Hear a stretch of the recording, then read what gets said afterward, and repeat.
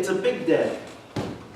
There's a lot going on, and I have been anticipating this day for many, many months, if not a couple years. And I'll explain to you what I mean by that as we go on today.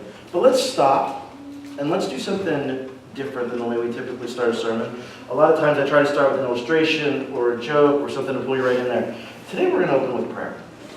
Let's open with prayer. Dear God, thanks for time together today. Thanks for this opportunity to be here, to gather together, to worship, to praise you, to thank you, to be reminded of your faithfulness in the ways that you are always with us. God, may we see you today and in all the days to come. Amen. Thank you so much for getting those bands. You knew I heard them. I didn't know whose job it was. To kind of reference last week, I knew somebody could do it, and I was waiting on anybody to do it. Some of you are thinking, I don't remember what happened. Did we close with that story last week? Some of you are thinking, I don't know what you were talking about. It's the story of everybody, somebody, anybody, and nobody. And you think I don't pay attention to my own sermons. So, a very different day. A very, very different day than what we would typically have, not only because we have the dinner coming up and we have the business meeting coming up, but today as we preach and talk together, yes, we're looking at our sermon text and we are looking at the topic of thankfulness, but we're going to pause and we're going to look and cover some of the things that God has done here just in our body, our church body called Cornerstone, and some of the things that we are anticipating God doing. And so, I mentioned at the beginning of the service, I'm really having a hard time believing that we are already in Thanksgiving. It's November. I don't know where the year went. It feels like we just flipped the calendar page into 2017, and it's gone. And we're moving into 2018. And the start of Advent is not the end of the Christian calendar. Advent is the beginning of the Christian calendar. And I talk about that because it begins to shape our perspective. Because right now we are in the spot where we are closing out the year and looking back and reflecting as Christians. And so I'm not asking you to make New Year's resolutions. I'm asking you to pause and to look back and reflect and to see where God has been at work in your life and perhaps what you feel God may do in the days to come. A little bit of anticipation. So if you have your Bibles, let's look at Luke chapter 17, verses 11 to 19. And we're talking about thankfulness, and I think one of the appropriate passage to use for this is Jesus heals the 10 men with leprosy. So it's Luke 17, 11 through 19. Now on his way to Jerusalem, Jesus traveled along the border between Samaria and Galilee. As he was going into a village, 10 men who had leprosy met him. They stood at a distance and called out in a loud voice, "Jesus, Master, have pity on us." When he saw them, he said, "Go show yourselves to the priests." And as they went, they were cleansed. One of them, when he saw he was healed, came back, praising God in a loud voice. He threw himself at Jesus' feet and thanked him, and he was a Samaritan. Jesus asked, "Were not all 10 cleansed? Where are the other 9? Has no one returned to give praise to God except this foreigner?" Then he said to him, "Rise and go. Your faith has made you well." One thing I want to kind of point out here, we don't think much about the term Samaritan except in the parable of the Good Samaritan, right? But when we think about who the Samaritan was, or who Samaritans were in general, they were Gentiles. And Gentiles and Jews did not get along well. There was not a lot of common ground between them because Jews rejected them and said, "You are not welcome to be part of the temple. You are not welcome to worship with us. You're not welcome to really be part of society. In fact, you are less than we are." And so there wasn't much love lost between Jews and Gentiles. But if you see here, we have this community of men who had leprosy, 10 men who were out there, and they positioned themselves along the side of the road because they had leprosy, which was a communicable disease. They could not exactly interact with society and work, so their vocation became begging. They had to beg in order to survive. And as they are begging, they're going to place themselves where people are passing by, right? You're going to find the busy streets. You're going to find the areas where people typically travel, because if this is the only way you survive and you're depending upon the generosity of others, you want as good of an opportunity to get what you need to survive as possible. And so it makes sense that they would position themselves here and that they would call out together. They would get everyone's attention. And because everyone knew who they were and what was going on in their life, there was some compassion, some generosity for them. But if you notice, as Jesus talks to the man who comes back, it's something that we often miss. This man was a Samaritan. And Jesus references him being a foreigner, indicating that the other 9 were Jews. So we have this community who has all been exiled, made up of Jews and a Gentile, and they're in community together. They kind of share the burden together, and it starts to give us this picture that there are times in life that our problems can help us look past our differences. They can help us begin to work together and to see each other as human and not just the labels that we tend to assign. And so we have this community of men with leprosy made up of Jews and Gentiles. It's pretty profound, isn't it? Now, we all know the story of the 10 lepers, and we know the one who comes back to say thank you, and that's what we do with this, right? But most of us miss some of these other dynamics that are going on in there. That it's a community of Jews and Gentiles, and that they're working together to try and survive, and to try and make it through what they need, to get what they need to live. When we start to put it that way, can't we all relate? Every one of us is focused on getting the things that we need to live, on making it through the day, on making sure that we have enough food, on making sure that the bills are paid, on making sure that, that the kids are dressed. And I'll tell you what, sometimes socks and diapers are a really big deal. I don't know that kids are as thankful for clean diapers as adults are. But if you've ever been out and then you find a few clean ones, aren't you thankful? And there have been times when I was in need of some clean socks, and as I found them, and I did not want to use the older ones, because there was good reason to not use the ones that weren't washed. If you can't figure that out, we'll talk later. But I truly was thankful for that. And there have been moments in life where I wasn't always sure what was coming next in the food line. And it makes us really thankful for those things.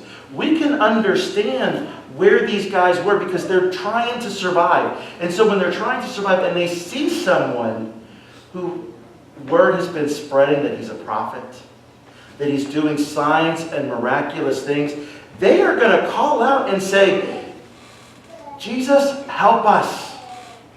That desperation. And I'll tell you what, if you're honest, that is another thing we can relate to. Because we tend to cry out for help when we are desperate, not when everything's going well.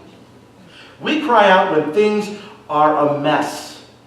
When we don't know where else to go, when everything is falling apart. That is the time that we tend to look for God. And to say, God, I need help. I need you. I need you to hear me. God, are you hearing my prayer? Because the need is still here. If you think about that, the desperation that we have for God when we are in need is very different than the desperation we have for God when we are in plenty, for the most part. And so These guys are in need, and they cry out to Jesus for help. We can relate to that too, because most of us cannot relate to leprosy, and I hope that that is not the case for any of us. I don't want anyone to be able to relate in that capacity, but we know what it's like to be with people who maybe don't like us that much. We know what it's like to be in need. We know what it's like to cry out for help because we're in need. And then I think, if we're honest, we can relate in both ways that the men respond. There's two responses that occur here. Now, the tendency is to really beat up on the 9 who didn't come back. But I want you to see something here that we have to miss. All 10 of the men do something when Jesus speaks to them. What do? They obey. They absolutely obey. When Jesus says, go to the temple for the priest to show that you've been cleansed, what do they all do? Do they all just stand there and wait? No, they take off and go. And so there was immediate obedience. They take off and go, and they do exactly what they've been told. That is the first part of this. We tend to miss that, and we're real quick to get on the 9 that didn't come back and say thank you, because we would never do anything like that. And we have never needed prompted to say thank you, or to send a thank you card, or anything along that line. Thank you cards. If I had one major weakness that I was willing to share this morning, it would be thank you cards. Not something I do well. My wife is much better at this. And I know they should be done because I tell my kids to do them. I know, a little hypocrisy there. We all have it. That's why we approach the scriptures this way, not putting somebody down, but understanding we can all relate. And so it is very easy for us to identify with the 9 who were obedient. Jesus told them to go, and they went. And we have every reason to believe that they were healed of their leprosy. You know why? Because they didn't come back to complain. Had there been a problem with the cleansing, you can believe that they would have followed up with Jesus. Because when God doesn't answer in the way that we believe God should, don't we follow up? Some of you are not willing to shake your head yes. Believe me, when God doesn't respond the way we think God should we file a grievance. Or we file an appeal process. It's a really nice way of saying complain, right? Come on, we have all complained to God. We have all told God, you did not do what I told you to do. We don't say it like that. We say what I asked you to do. God, you didn't answer what I prayed for. And there's a complaint in that. And so we have every reason to believe that all 10 were healed because no one came back to file a grievance with Jesus. In fact, when they were cleansed and healed, they probably did what they had been longing to do. Go right back to their homes and communities. If they had been in exile and excommunicated from everybody around them and removed from community, what's the thing that they wanted to do most? Go home. And they probably did exactly that. So then what is going on here in the rest of the passage when this one returns and really says thank you to Jesus and Jesus' response? As I looked at this, one of the commentaries that I was looking at was written by Fred Craddock. Fred Craddock was one of my favorite preachers, teachers, lecturers, an amazing storyteller preacher, passed away a few years ago. And his recommendation was, we need to stop looking at this as one passage, but as one passage with 2 healing stories within it. Because what we see here is that all 10 are healed. The 9 are restored into community, but that one, all of a sudden, because there was healing that had occurred, was now exiled. The Jewish men had been welcomed right back in, and they had forgotten all about their Samaritan friend that they had been with all this time. And as the Samaritan comes back and says thank you to Jesus, and we get this second healing that occurs, it is very much a spiritual healing that occurs. We don't ever look at it that way. But this man actually had two miracles performed in his life. Once was a physical healing. Once, the second was a spiritual healing where he was welcomed into God's family because of his faith. We never look at it that way, do we? We look at it as he's the one who said thank you. The other ones, they were ungrateful. No, I think they were grateful. And I think they did exactly what they had been longing to do. And I really try to be careful about putting people down in Scripture, because the ones that we put down, we've often been able to identify with. There have been a lot of times in our life we have not been grateful, or said thank you at least. And it goes a step further. When you start to look at the spirituality of both groups, the Jewish men had been used to being in spiritual relationship with God. They knew what it was like to be part of the temple, to worship, to connect with God. And that worship and that understanding created a familiarity. The Samaritan man was not used to that. And it was very new, very exciting. And it really caught his attention that this rabbi had healed him. His perspective was different because he wasn't as familiar with God. Familiarity with God makes it really easy to miss what God's doing. We see when God does the things that we want God to do, but we tend to miss that there is so much more that God would like to do. Do you see the difference there? They cried out to Jesus, Jesus heal me, Jesus heals them. They go on their way because they got what they wanted. We do the same thing. But the Samaritan came back because he said, oh my, this one who healed me, there was something special there. I want more.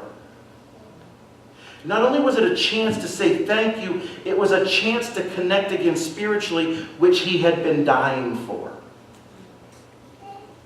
Sometimes when we're used to getting God whenever we want God, we lose that thirst.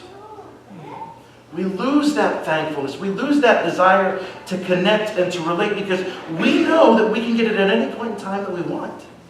And I think our culture right now is extremely guilty of this because of the access that we have to preaching, to teaching, to Bible studies, to devotionals, to everything. God is at our fingertips. And rarely do we want God in our souls. We want enough of God in our soul to get what we want, but not enough to permeate our hearts and change us. Do you understand the difference?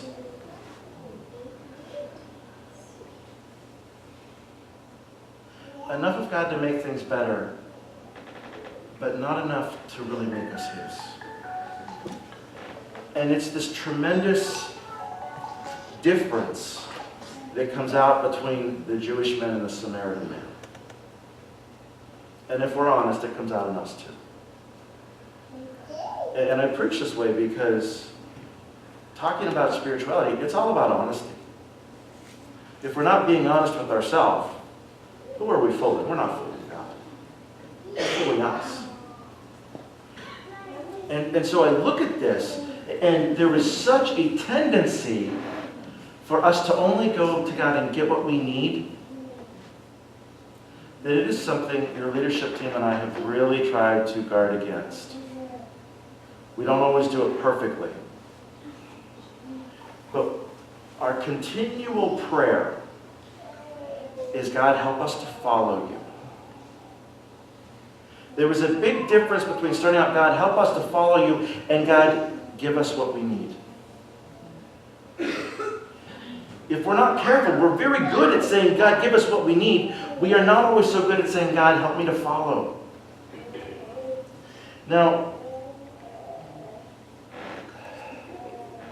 I would love to say that always works out exactly the way we think it's going to work out, and that things are always easy when you just pray, God, help me to follow.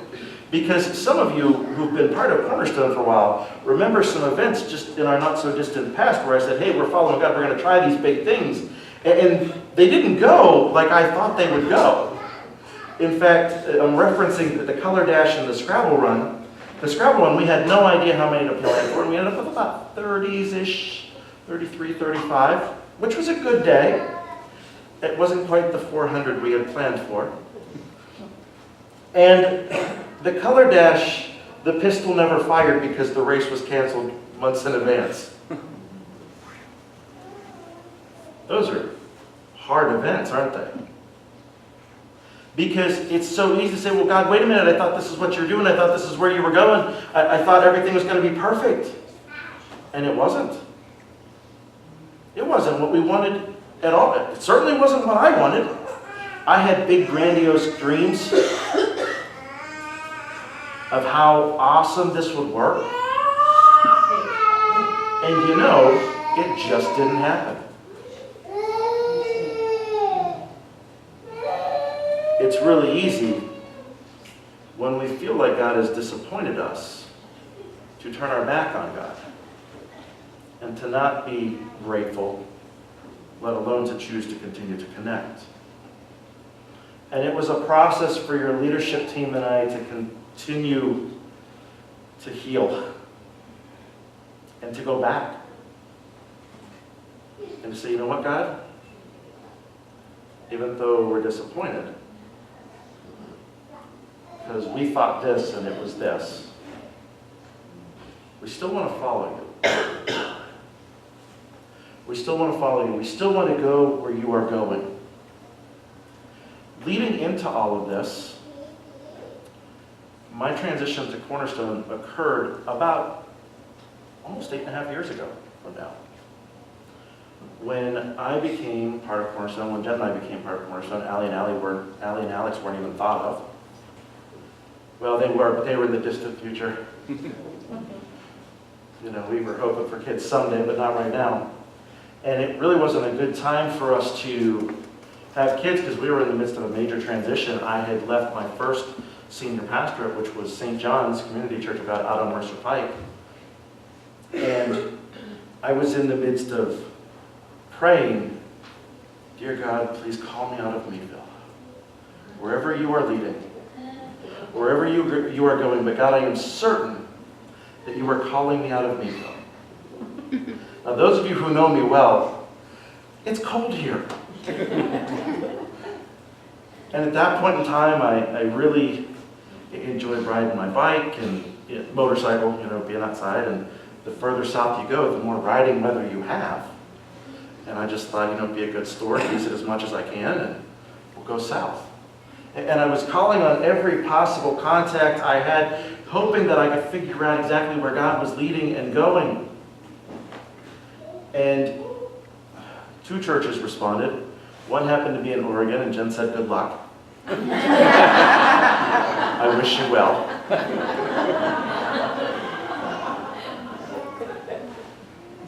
I said, well, don't you think we should pursue it? She said, no. I said, okay.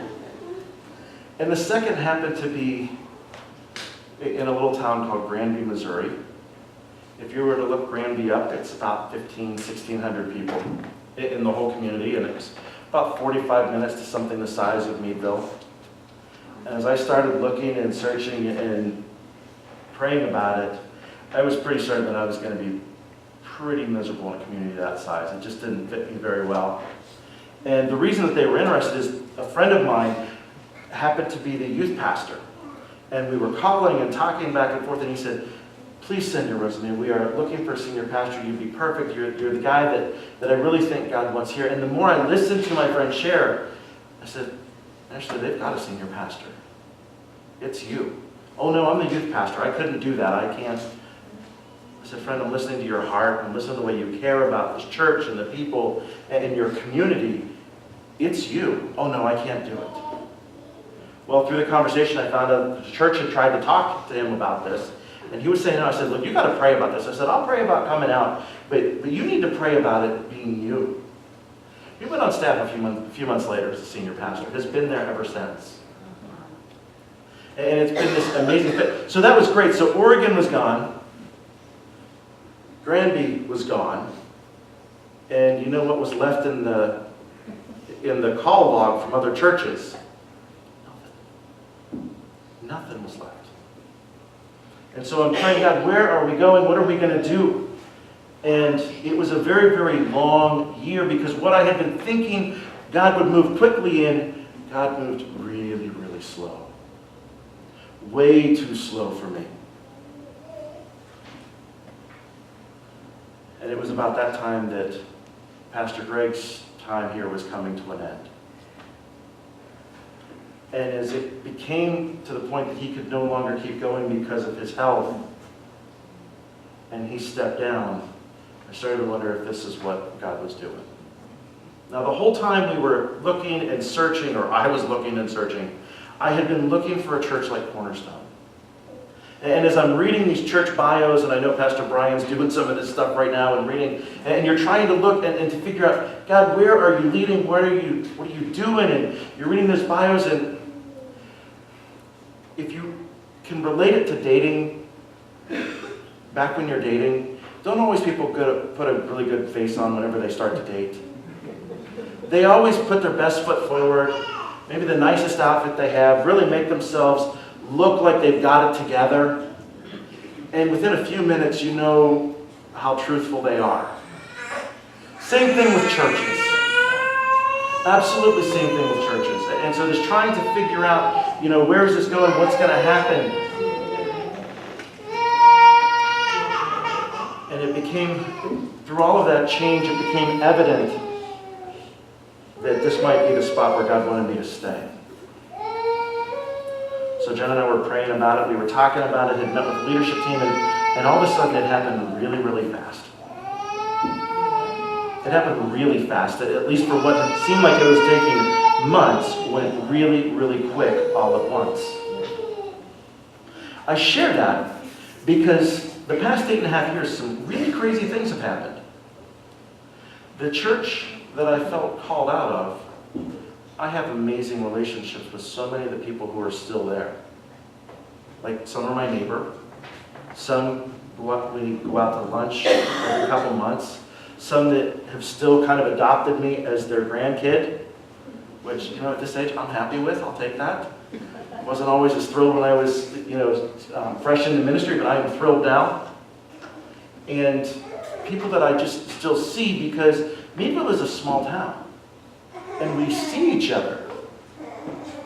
And so relationships have remained pretty good. In fact, some of the relationships that weren't so good have gotten better. It's pretty cool, isn't it? And then about 2.5, 3 years ago, we had this conversation of the leadership team, as we often did, of, hey, where do you feel like God is leading, or what are you doing?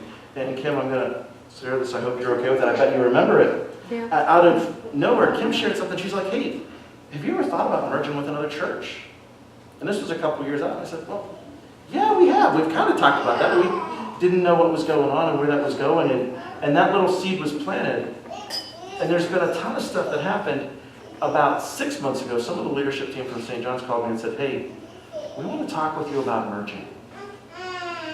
We want to talk with you about what could our future look like if we were working together. And part of me still scratching my head saying, God, are you serious? Is this really what you're about to do? And it sets up this opportunity to say, God, where do we go here?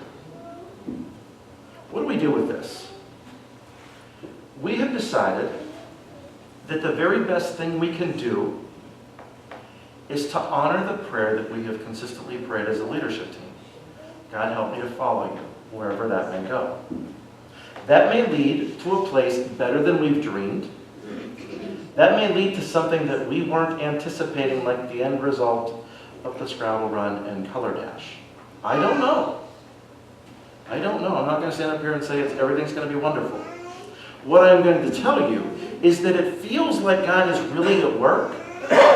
And the thing that is best for us to do is to explore that and to follow God. Does that make sense? So I had had several conversations with individuals of the leadership team, and I had invited the leadership team in to kind of meet and to talk with me and to see Cornerstone Space, and we had some ideas of how this could all work, and we were talking some satellite stuff, and as we talked and prayed and worked together, it became amazingly clear to me that if we're going to do this well, we just need to be all together in one building. We're 4 miles apart. You know, it's a small town. There's no reason we can't make this work. And Pastor Greg, who had been here, is now at St. John's. It's kind of funny that we swapped places.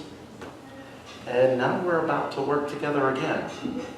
Because last Sunday, they called and said, hey, would you come out and meet with our leadership team? And some of our leadership team was able to go. And so we went out and we sat and talked together. And we realized that both churches really have a desire to try and work together. They're a church of about 20 people right now. And they're coming in for the dinner, which is a really cool time today.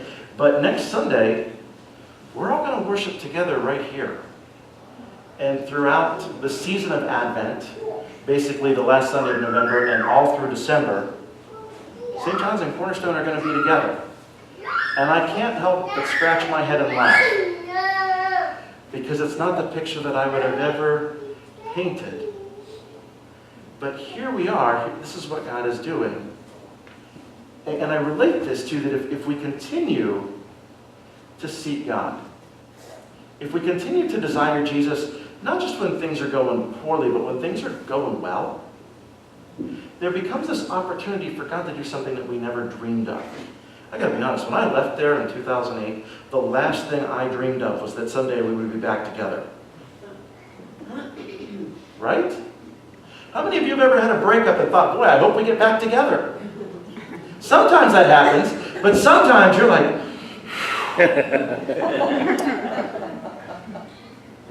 yeah. And so here we are, we're in this spot where we're saying, yeah, we know each other.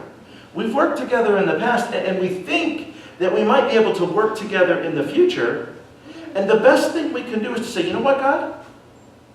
Let's trust you and find out. So that's what we're going to do. And we're talking today because if our main focus is on worshiping God, then it means as long as the main thing is the main thing, other things can be a little different. We're probably going to have some change here in the next few weeks. Not only are there going to be new people here who may not know where you sit. I don't think that's an issue here. But I have been in churches where that is an issue.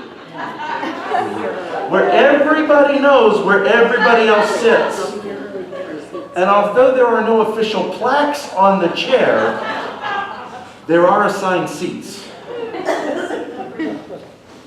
So people may not know that you normally sit there.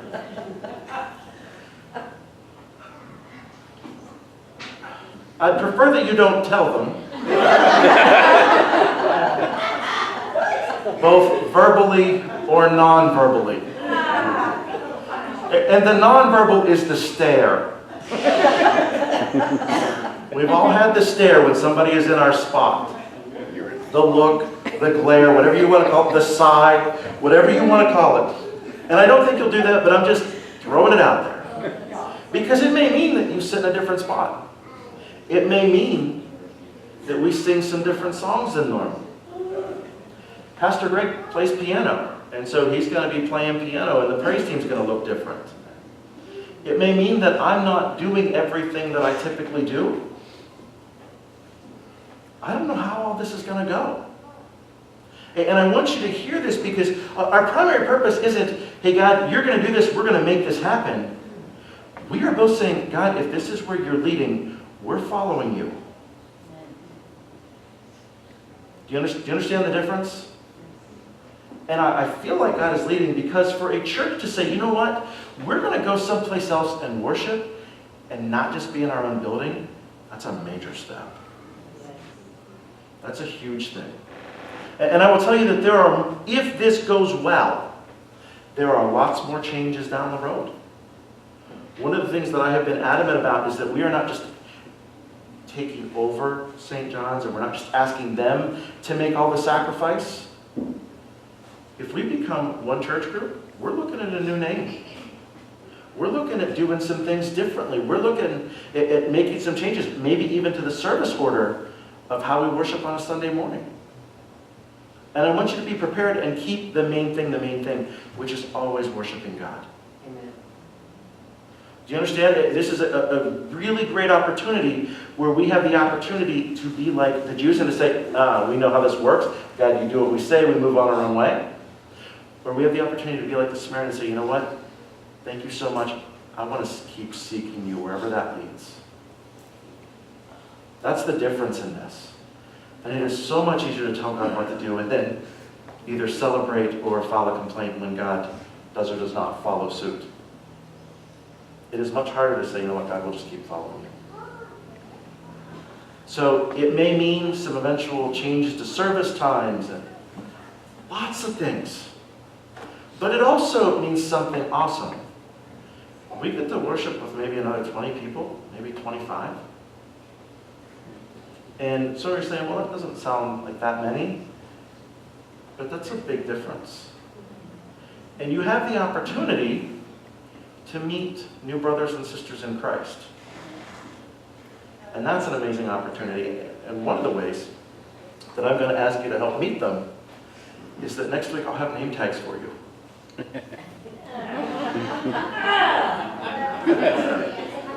I am as excited as you. And here's the deal. I have never asked you to do something that I'm unwilling to do. I will wear one too. Okay? It says Pastor Jamey, and if you look at me like we don't know who you are, we're going to talk. But I will wear one because I think it's something that's good for all of us to do. Because if we're all God's church, then we need to treat each other like God's church.